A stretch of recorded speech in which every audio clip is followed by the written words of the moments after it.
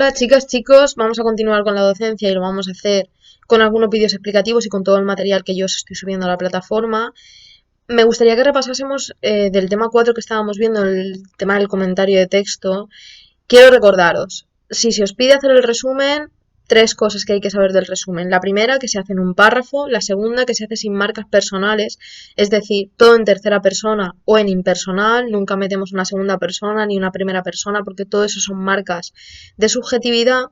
Y la tercera es que el resumen ocupa un 20 o un 25% de la extensión original del texto.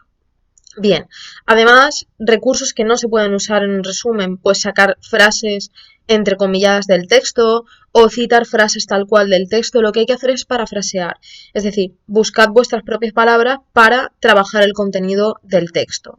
Luego, continuando con el mismo tema 4, me gustaría también repasar lo que era el tema. El tema es un resumen del resumen, como veis en los apuntes que yo os he subido. Entonces, para identificar el tema del texto, digamos que es la idea principal de la que se habla en el texto. Cuidado con confundirlo con la tesis. La tesis es el posicionamiento del autor o de la autora respecto a ese tema. Entonces, por ejemplo, nos podemos encontrar con que un texto tiene como tema la tauromaquia y la tesis es el posicionamiento respecto a ese tema. Por ejemplo, pues el estar en contra de la tauromaquia y la necesidad de lo que sea. Recordad que siempre si los podéis formular nominal, mejor. ¿De acuerdo? Eso ya lo vimos en clase. Bien, entonces, respecto a la tesis puede ser explícita o implícita. Una tesis explícita se encuentra literalmente en el texto, es decir, yo soy capaz de con un subrayador marcar el lugar donde está la tesis. Y una tesis implícita no aparece como tal en el texto, escrita, no podría subrayarla, pero se extrae. Es una idea que se puede extraer del texto al leerlo. Además, según dónde se encuentre la tesis en el texto, nuestra estructura argumentativa será de un tipo u otro. Bien, entonces, la estructura inductiva o sintetizante es aquella que tiene la tesis al final. La deductiva la tiene al principio, la encuadrada al principio y al final, y la repetitiva se encuentra por todo el texto. Cuando se os pida la estructura argumentativa de un texto, justificadlo, ¿de acuerdo? Porque yo puedo verlo de una forma, vosotras podéis verlo de otra, pero siempre tenéis que ser capaces de justificar esa opinión. Estoy ahora mismo en la diapositiva 24 del tema 4 para que no os perdáis mucho, ¿bien? Aquí tenéis un texto en el que, bueno, podéis trabajarlo desde Rosa Montero y, bueno, es un poco para que sirva como ejemplo. Siempre recordad lo que decíamos en clase, algunos resúmenes que yo subo en los PowerPoints que tienen incorrecciones, una primera persona del plural, una segunda persona del singular, todo eso no puede aparecer en un resumen, ¿de acuerdo? Bien, en cuanto, bueno, al esquema tradicionalmente externo de un texto, pues tenemos una introducción, un desarrollo y una conclusión que, bueno, a veces están más marcados, a veces menos. Y también tenemos que hablar de las tipologías textuales. Bien, en el examen que hagamos, el texto que vamos a trabajar siempre va a ser expositivo argumentativo. ¿Qué quiere decir esto? Que la parte expositiva va a ser la que tenga la carga de objetividad. Bien, la que nos narre unos hechos. Y la parte argumentativa va a ser la que tenga esa carga de subjetividad, es decir, la opinión del autor o de la autora sobre esos hechos. ¿Bien? De acuerdo. Entonces, aquí tenéis a partir de la diapositiva 34 una serie de ejemplos de textos pues argumentativos, descriptivos, para que veáis cómo son los expositivos, los narrativos y en principio con eso ya más o menos estaría bien.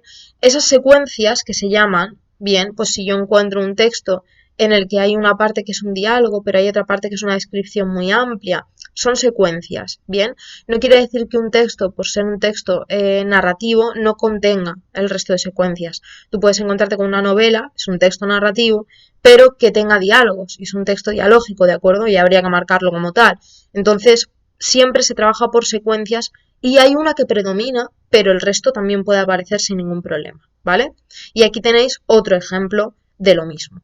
Siempre recordad trabajar al principio las dificultades léxicas que podéis encontrar en el texto, que recuerdo no solamente eran palabras raras, sino también pueden ser neologismos, extranjerismos, autores, obras artísticas que puedan dificultar un poco la comprensión del texto. Bien, en cuanto a los niveles, ya estoy en la diapositiva 54, más o menos estoy dando un barrido por encima del PowerPoint que es bastante autoconclusivo, está completado para que lo sea. Pues en el plano fónico nos encontramos con unas figuras, ¿de acuerdo? Y en el plano morfosintáctico nos encontramos con otras. Aquí tenéis una especie de recopilación de las figuras literarias muy brevemente. Aún así yo os voy a subir un PDF también donde tenéis todas las figuras literarias. ¿Para qué nos van a servir?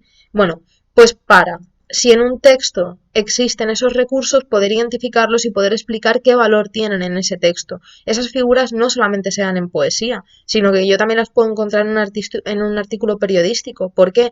Porque le da esa carga de belleza que a veces se pretende dar a un texto. Bien, pues aquí tenéis una recopilación de todas las figuras que podemos ver. Y ya por último, una valoración crítica u opinión personal. Recordad que no tenéis que centraros en el texto, me ha gustado mucho porque sino que se trata de crear un texto vuestro que mañana pueda ser publicable en un medio de comunicación y que verse sobre el mismo tema.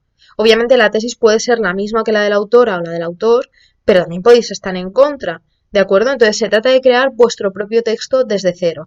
Para eso, importante estructurar en párrafos, importante que las ideas estén muy claras, muy bien jerarquizadas, que vuestra tesis, es decir, vuestra opinión, se vea claramente defendida. Bien, todo eso son ideas que hay que tener en cuenta a la hora de hacer una valoración. Bien.